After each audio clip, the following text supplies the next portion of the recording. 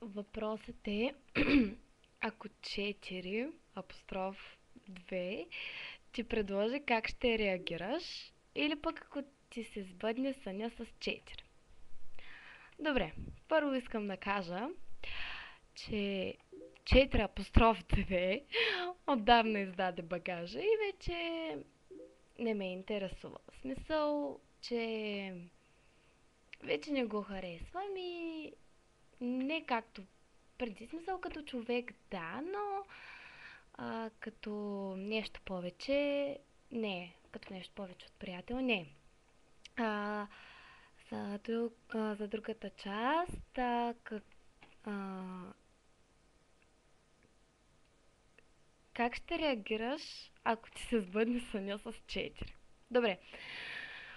Първо, това го сънувах много-много отдавна и няма да се сбъдне, съм сигурна.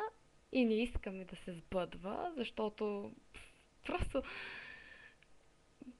просто не чувствам този човек така.